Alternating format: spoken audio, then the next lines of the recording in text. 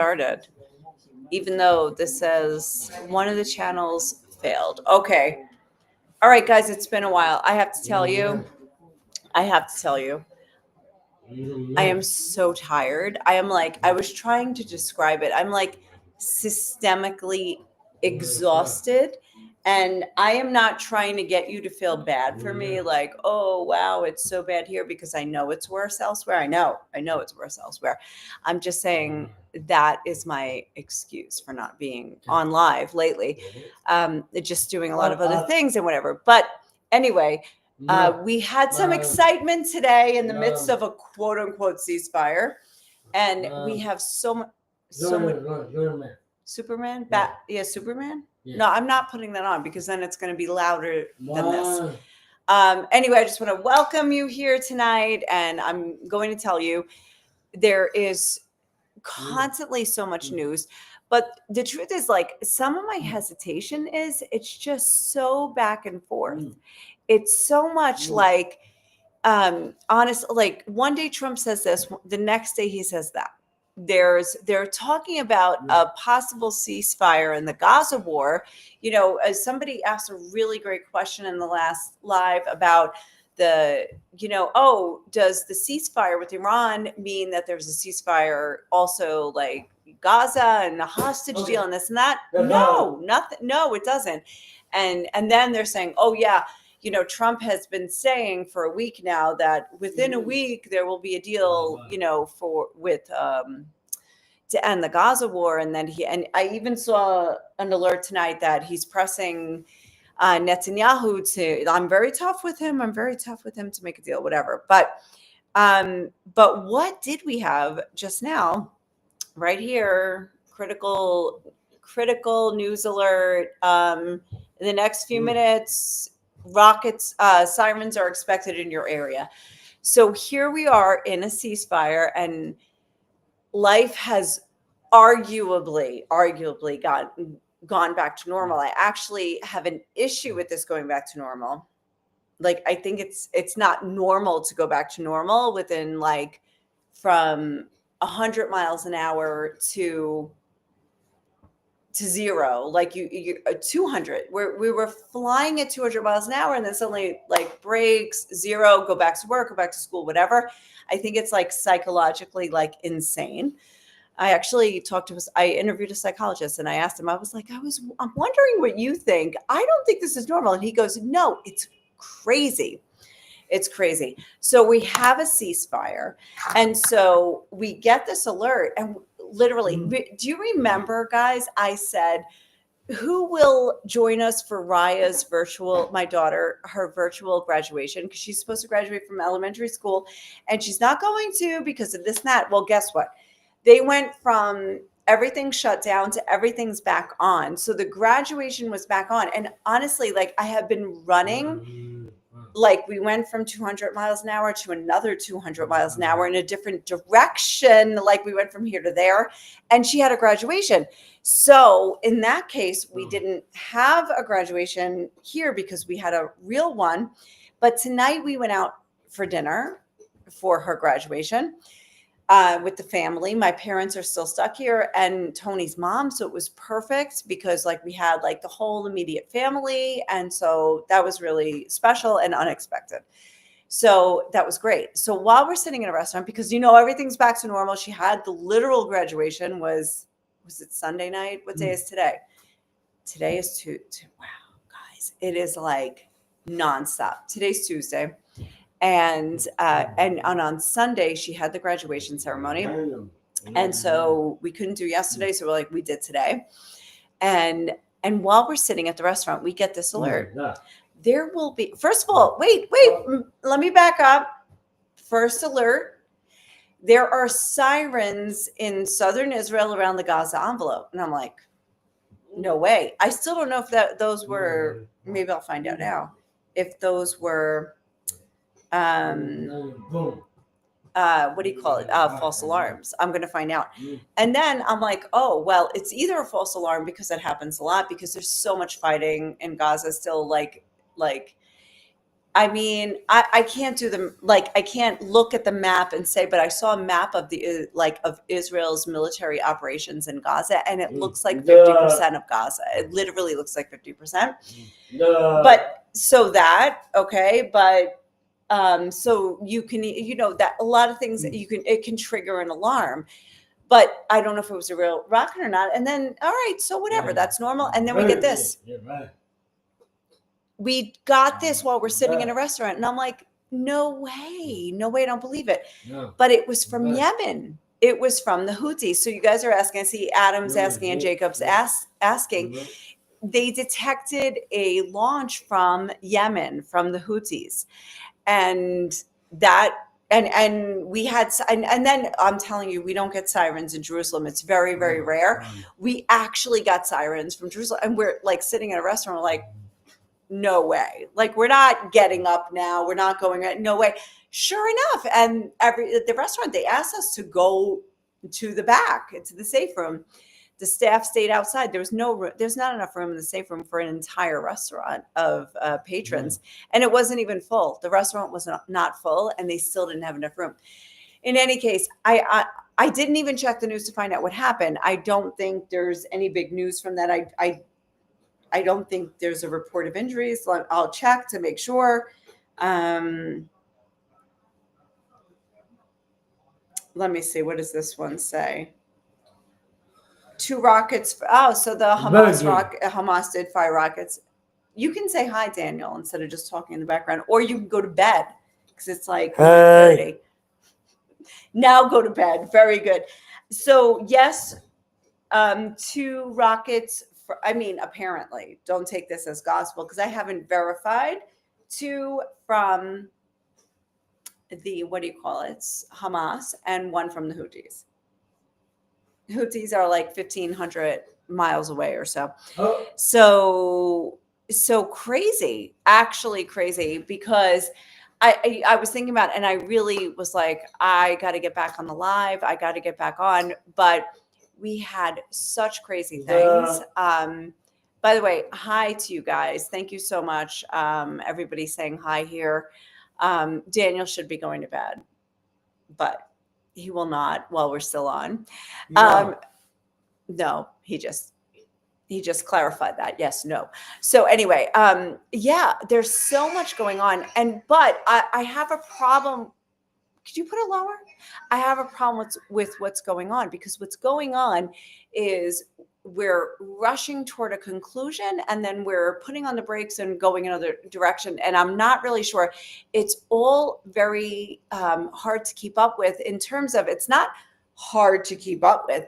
It's alternate truths. It's alternate universes, even from the same people, from the same entity, from the American government, from this. All right, so the U.S. government is getting heavily involved in the Israeli government, which is like, apparently not acceptable for most people. But now it's acceptable because Trump is saying that there should be with the that the Israel should cancel Netanyahu's trial. That a lot of Israelis are hoping results in Netanyahu's ouster from office. Not all Israelis, but many Israelis. Okay, so that's one thing. So why is Trump interfering, not just saying, oh, I like Bibi, I like Netanyahu, he's a good guy, da da da. He's actually saying cancel his trial. Like, why is that happening? In the meantime, another thing, there's some kind of gathering going on next week, I think at the UN in America for sure, that suddenly Syria, and not Bashar al-Assad, the dictator of Syria, but he's not ISIS. What is he? Nusra, like Al-Qaeda? I'm not sure.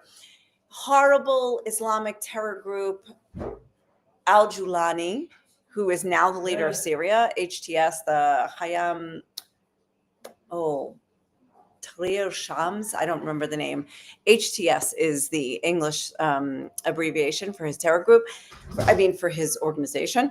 They are now running Syria.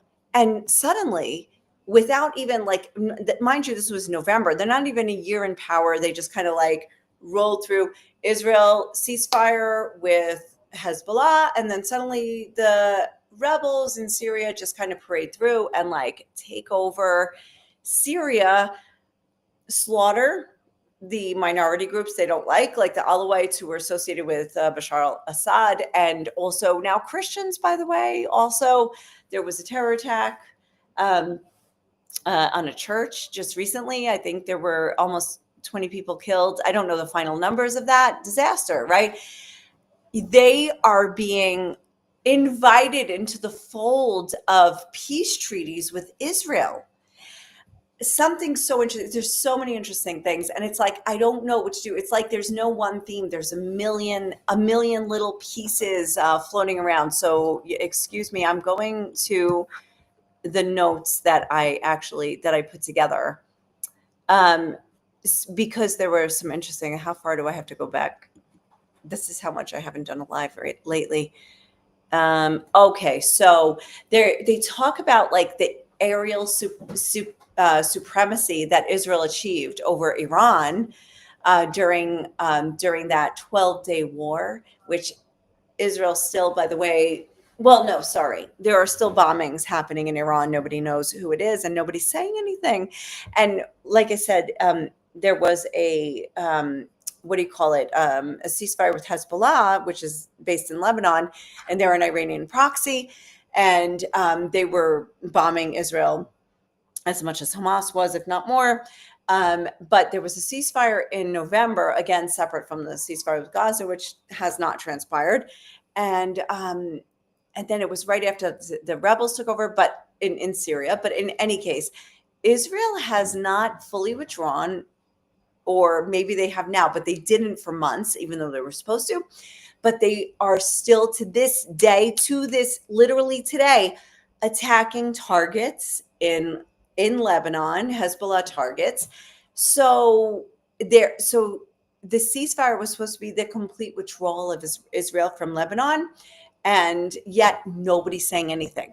So while the anti-Israel crowd's going to be like, "Oh, Israel, you see, look, they didn't withdraw, whatever." Meanwhile, Lebanon's not saying anything either, and they're not pro-Israel. Okay, so you can't, again, like with these sides, with this like crazy like pro-Israel or pro-Palestinian, pro-Hamas, which like doesn't account for the other in the same space, which should. It does, like, anyway, it's still actually this is happening here in Lebanon, and it makes, and maybe Israel's doing this or that, but Lebanon's not saying anything, and nobody is fighting back. So there's something very interesting there going on. Now, let me add to that, because after they took care of their issues in Lebanon, Israel focused on Syria. And Syria, then when the rebels came in, was like really weak. And also, this group that took over, they don't necessarily have a military. So Israel took over air supremacy of Syria, which is neighboring Iran. Look at the map. And so, anyway, they have all of this. So they destroyed many of the previous regime's air defenses. So that is what paved the path for them to go into Iran for 12 days lately. When I read that, I was like, oh my God, of course. So, and also, by the way, Turkey, Turkey has a big like hold in Syria. And so this is it's just crazy, like all of the players that are going on right here. So anyway, this obviously they had to like push out, they had to take out the air defense systems run by Iranian proxies in Syria in order to fly over to get to Iran. Oh my God. So anyway, so that was one interesting thing that I read. Okay, now what is happening in Iran? I'll tell you what. I may have talked about this like right after the war, but like one of the biggest things that was upsetting for so many people who were following this is that um, were the goals achieved, whether you are Israel or Iran, you decide. However, what about the people of Iran? Because a lot of the ones that I interviewed were saying, regime change. This is the time to topple this religious, theocratic dictatorship that is killing people, this murderous dictatorship, and then to this is the time to do it because Israel has like weakened them and done this and that. But Israel stopped short because of whatever deal. Now, I also talked about what are those deals? What is Israel getting out of it? And there's so many things. So now I'm coming back to Syria. Sorry, I'm like all over the place because honestly, the news is all over the place and we have to like synchronize it. But so what's happening next week, or is it this week or next week? Again, I don't know what day it is because we are living in a complete like one long day of reality, like war and pre-war and then post-war reality. It's almost all the same. That all these governments are going to the US and Israel is going to be meeting with Syria, and they're already talking about a peace deal. Now, with Bashar al-Assad, who was the previous ruler of Syria, there were no diplomatic relations between Israel and Syria. They're border countries, but they have they're anti. They hate each other. Whatever. But now they are actually talking about. Now this new guy is in Julani, and I have some article. Like I just researched him in the beginning, and I was like, this can't be good. It can't be good. It can't be good for. I'm not talking about from a perspective of is it good for Israel? I'm talking about is it good for Syrians? In some ways, Assad, no good, but Julani, what kind of philosophy, theology is he leading and bringing into Syria? And is that good for Syrians? And it's the same with the Iranians. Like, I spoke with several Israelis. I was very disappointed to find that Israelis didn't really care that there wasn't regime change. They said, what do I care if I change? I am not responsible to change the government in another country. I don't even like my own government. Okay, many left-wing Israelis don't even like their own government. They don't want this government. They want a new government in Israel. But they were saying, what do I care about the government in Iran? That's up to them. And I was like, no, the whole point was that they needed the help of, and I interviewed Zohre Mizrahi, and she said the same thing. We needed Israel's help to topple this regime because every time we try to do an uprising, we're defeated because they come and just kill us. So anyway, so just so much disappointment in that vein. And now you really have to pay attention to what's going to happen with Julani and Israel. Are they going to make a deal? Trump talked about when he, quote unquote, ended the war, which was very sudden, like it was like jamming on the brakes of our lives. When he ended the war between Israel and Iran, like he said, like there are going to be more countries that come into the Abraham Accords. Abraham Accords, the normalization agreements between Israel and Iran. Israel and Arab nations and Muslim nations like UAE and Bahrain and Morocco, maybe not Sudan. It was part of it, not part of it. But Syria, like seriously? I mean, great for peace, but what are they doing? Like, are you legitimizing what they're doing? Are they valid? Are they this or that? Anyway, it's just crazy. Absolutely crazy. What, Daniel? I don't know if it's done yet. I don't know. I don't know. I don't know what to tell you. Daniel has similar questions, and I do not know how to answer. All right. So anyway, that honestly, like, all right. So it's just a bunch of. There's a great line from, if I may quote VeggieTales. You know VeggieTales. If you know VeggieTales, please let me know in the chat. We know VeggieTales very well. And at some point, Larry says, it's like a European movie. There's more questions than answers.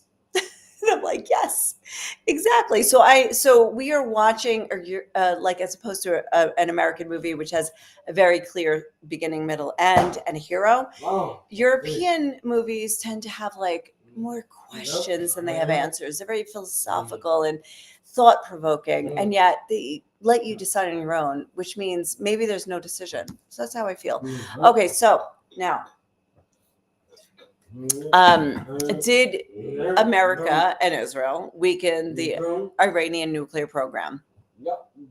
Depends who you read and what you read and where. There was a lot of damage, but is it over? Is it done? Nobody knows. Is Trump negotiating with Iran? Well, it depends what you read and where you read it. One day Trump or the administration says we have talks going on with Iran. The next day Trump says I will never speak with them. So we don't know. And then now we're talking about, and so now we're talking about whether or not will there be an end to the war in Gaza? Trump has been saying within 2 weeks there will be an end.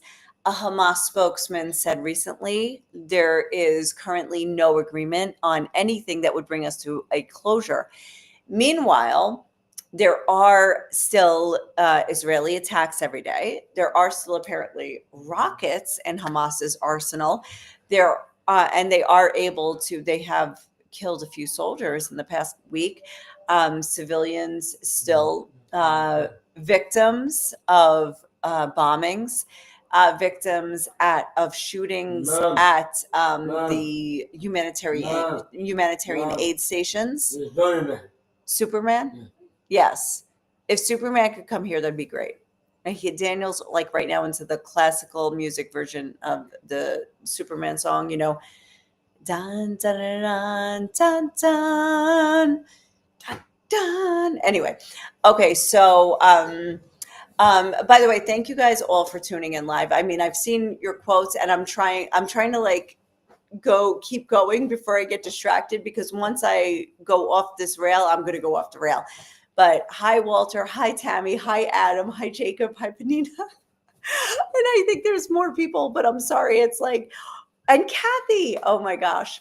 And Terry. Did I say Terry? Terry and Adam know each other. That's pretty funny. That's awesome. Okay. And Bethany. All right. So no, I knew once I started reading chats, I would forget what I was talking about, because I'm so tired. I'm so tired. There's something wrong. I spoke with the psychologist because I said, okay, is this normal that we go from 1,000 miles an hour to zero? Like, for instance, one day you're telling the kids, don't leave the house, stay in the house. If you hear a siren, go to the shelter. And the very next day, and then people die, by the way. And the very next day you say, go to school, everything's fine. Like, is that cognitive dissonance or what? Like, it is. I know it is. Like, I don't have to be a psychologist to know that. But I asked him, I was like, how do you feel about this? Like, is this okay? And he goes, no, we're stupid. He goes, this is so stupid. And I'm like, oh, thank you for saying that. I agree. So actually, I feel like that there should be a way to like detach and disconnect and et cetera and whatever. And we need to like do it like, and I'll tell you what I was thinking, why we can't calm down and come down. And I'm speaking from the perspective of somebody who lives in Jerusalem. So I'm going to get to the other perspective in a second, because I am so happy that the people who listen to me are expecting two perspectives, and I appreciate that. So please don't ever take my one perspective. Remember that my perspective is from where I live. So me, as somebody who lives here and who has kids here and has to try to raise them and try to not let them be traumatized so they can grow up to be sane adults who can help others in the future, I want to raise them to be okay. And go ahead, Daniel. Fine. No, you know what? Just go to bed. So I asked about this, and I do feel like we missed the way to like transition from one to another, but one time to another time, like safe season to a dangerous season, whatever. But anyway, I just feel like we've definitely missed something in helping people move along. We still live with we haven't been let down enough, and it was too sudden to kind of like scale it back. So when you're kind of expecting, like I'm still putting the phone next to me all the time and looking for news. You're expecting a siren, you're expecting a warning, you're expecting the next shoe to drop because we didn't unwind properly.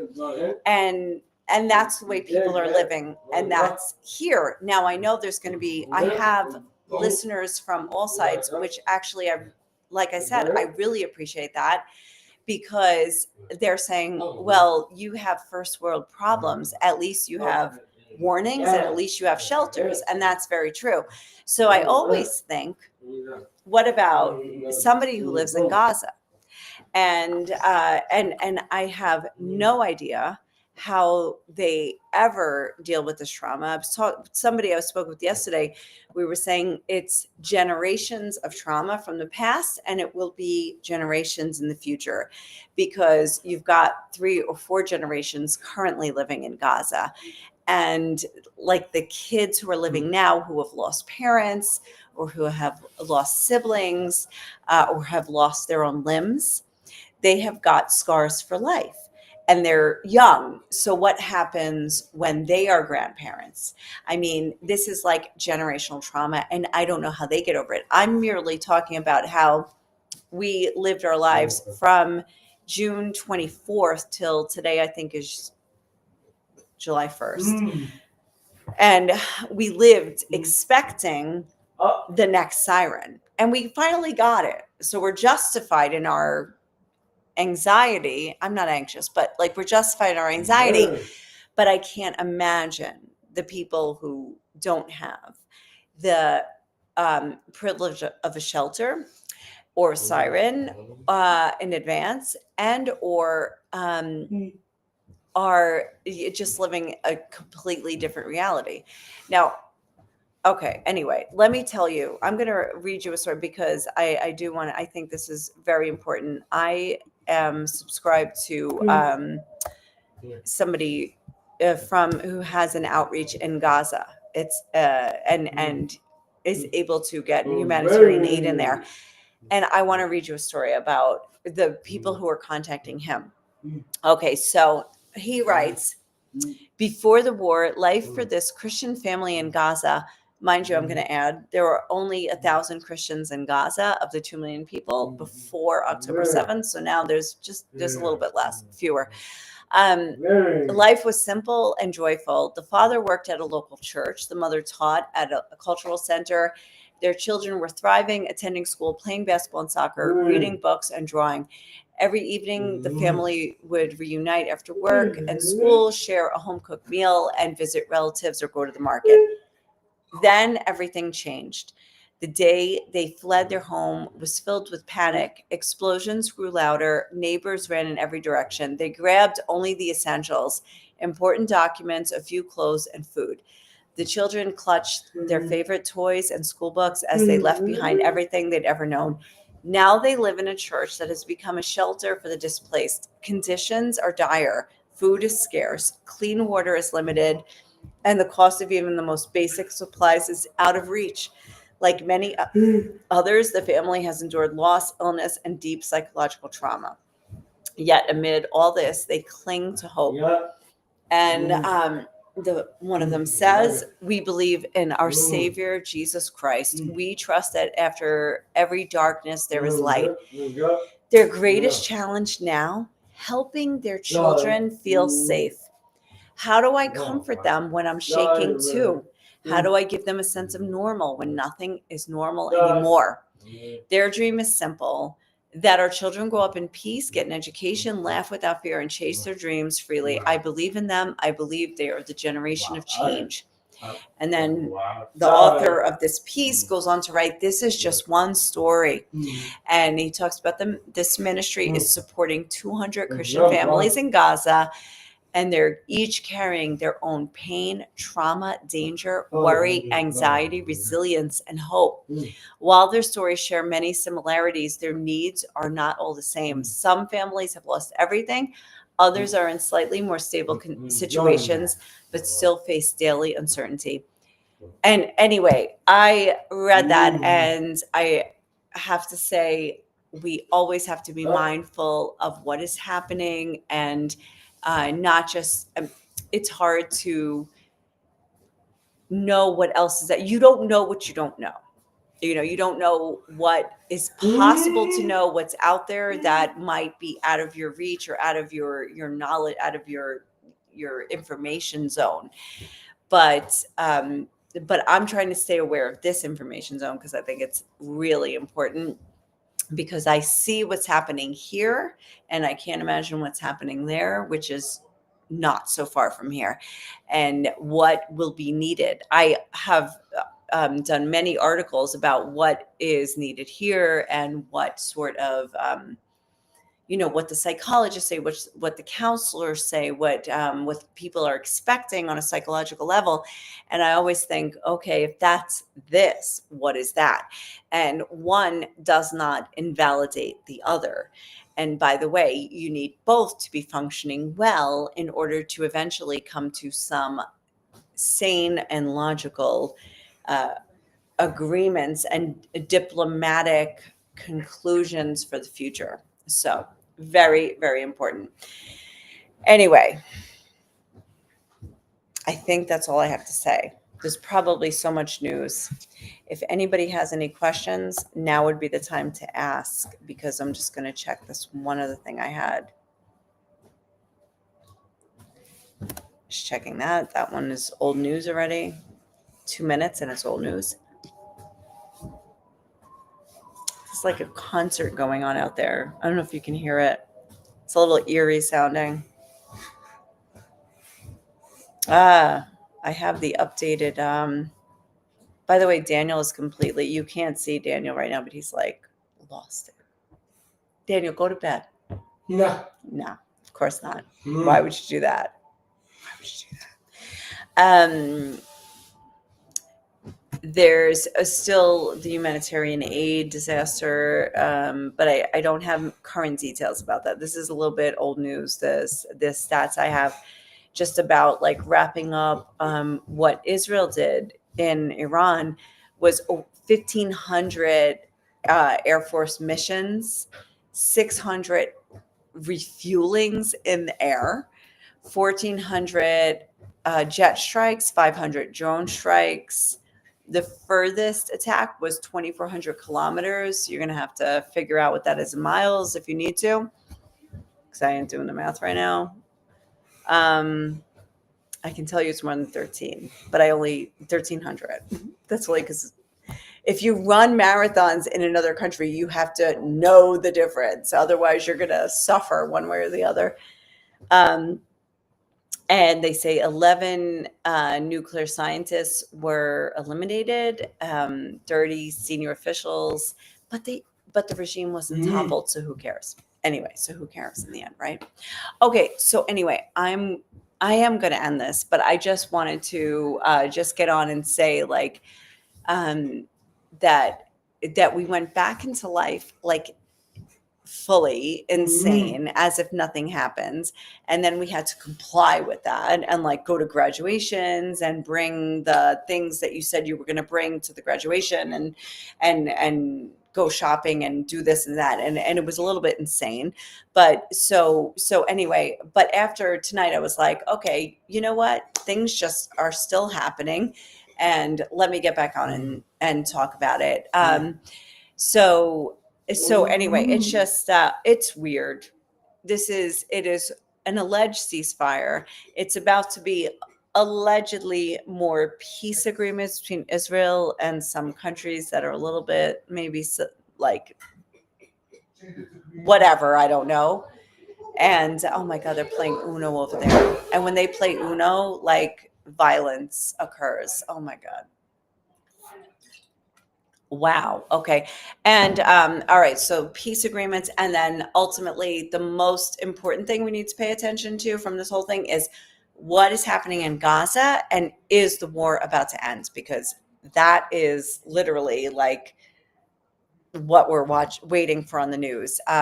There's, the destruction in Gaza, plus still 50 hostages that Israel is trying to get out. And oh my God. I should have led with this, right? A brother of a deceased hostage whose body was recovered revealed in a Knesset. He was like at the Knesset, which is the Israeli parliament, protesting whatever at this, like, speaking at a hearing and saying, like, whatever, demanding like more information, whatever. Said that his brother was tortured to death, that his death was caused by being tortured because they thought that he was a pilot. They thought he was like this a military pilot from which they needed to extract secrets. So anyway, that's crazy stuff. So anyway, all right. All the crazy news. And I'm going to put Daniel to bed now. So anyway, I'm going to go, but thank you again for tuning in. I will be back as events warrant and as the situation warrants here. So thank you for joining and participating, and we'll talk again soon. Ciao for now.